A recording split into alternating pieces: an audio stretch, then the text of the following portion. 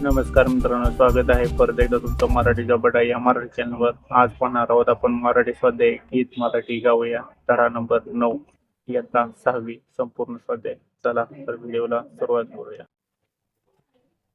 प्रश्न क्रमांक 1, आकृती पूर्ण करा. कवितेत आलेल्या संतांची नावे. उत्तर आहेत ज्ञाना संत ज्ञानेश्वर, तुका संत तुकाराम. आहे कवितेत आलेल्या कवयित्रींची नावे. योग्य उत्तर आहे बहिणाबाई आणि शांताई. प्रश्न क्रमांक 2, एका वाक्यात उत्तर लिहा. गीत गाण्यासाठी आवाहन केलेली भाषा. याचे योग्य उत्तर आहे मराठी. कवितेतून विश्वाला दिलेली उपमा. याचे योग्य उत्तर आहे घर. मराठी शब्द पेरण्यासाठी सुचवलेले शिखर. याचे योग्य उत्तर आहे हिमालयाचे. साहित्याची पालखी वाहणारे. योग्य उत्तर आहे वारकरी. साहित्याची पालखी नेण्याची जागा. योग्य उत्तर आहे घरोघरी.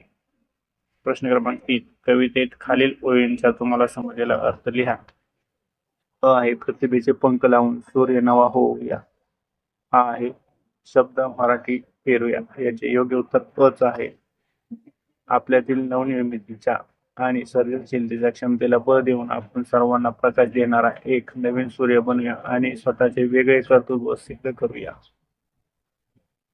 याचे योग्य उत्तर आहे मराठी भाषेचा आणि शब्दांचा सर्वत्र प्रसार करूया, जेणेकरून जगभर मराठी भाषा रुजेल आणि वाढेल. पुढील प्रश्न आहे 2 ते 3 वाक्यात उत्तरे लिहा. तो आहे संमेलनाच्या सोहळ्याचे आपण वारकरी व्हावे असे कवीला का वाटते. याचे योग्य उत्तर आहे मराठी साहित्याच्या आणि भाषेच्या संमेलनाचा उत्सव साजरा करण्यासाठी, तसेच या भाषेची थोरवी आणि साहित्याची पालखी घरोघरी पोहोचवून तिचा प्रसार करण्यासाठी आपण सर्वांनी या सोहळ्याचे वारकरी व्हावे असे कवीला वाटते. जर तुम्हाला या उत्तराचे स्पीड जास्त वाटत असेल तर व्हिडिओ पॉज करून तुम्ही लिहू शकता. आहे मराठी भाषेचा अभिमान कवीने कोणत्या शब्दातून व्यक्त केला आहे. याचे योग्य उत्तर आहे कवीने मराठीला माय म्हटले आहे.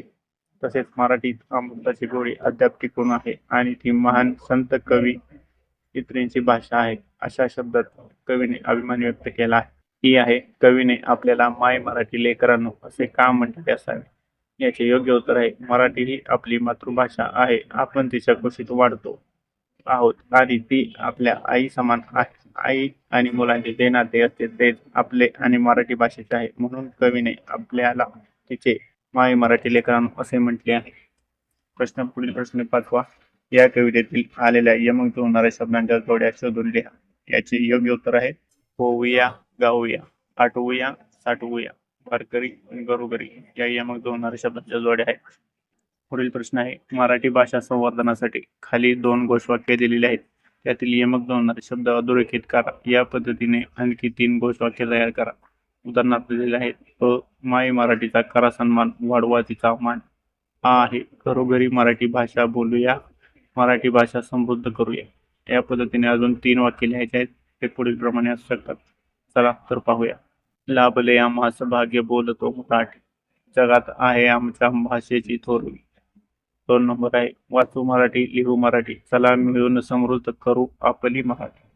3 आहे मराठी भाषेचा करूया सन्मान, हाच आहे महाराष्ट्राचा खरा अभिमान. पुढील प्रश्न आहे या शब्दांचे. प्रश्न क्रमांक 1, खालील शब्दांचे प्रत्येकी 2 अर्थ लिहा. उदाहरणार्थ पार पलीकडे. पार झाडाभोवती बसण्यासाठी बांधलेली जागा. या पद्धतीने आहे कर. कर म्हणजे हात आणि कर म्हणजे टॅक्स, सरकारी सारा.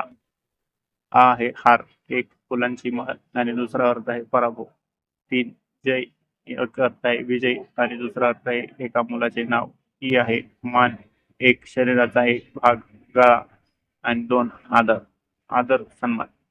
आहे ग्रह, आकाशातील गोल, उदाहरणार्थ पृथ्वी. आणि 2 आहे समज किंवा गैरसमज. पुढील प्रश्न आहे 2, लोक शब्दाला दुसरा शब्द जोडून अर्थपूर्ण शब्द तयार करा. उदाहरणार्थ लोककथा. 2 नंबर आहे लोकगीत. 3 लोककला. 4 आहे लोकमान्य. त्या पद्धतीने लोकसंख्या असाही शब्द होऊ शकतो. तसेच लोकनुसार लोकशाही असाही शब्द होऊ शकतो. तसेच नवनवीन शब्द पहा आणि आपण स्वतः तयार करण्याचा प्रयत्न करा. तसंच लोकनेता आणि लास्ट शब्द आहे लोकप्रिय. पुढील प्रश्न आहे प्रश्न क्रमांक 3, खाली दिलेल्या सर्वनामाचा उपयोग करून वाक्य लिहा. तो आहे तो, याचे वाक्य पुढीलप्रमाणे होऊ शकतं. तो मुलगा खूप हुशार आहे.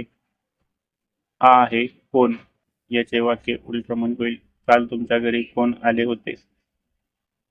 या पद्धतीने ई आहे आपण सर्व मिळून उद्या सहलीला जाऊया असे वाक्य तयार होईल.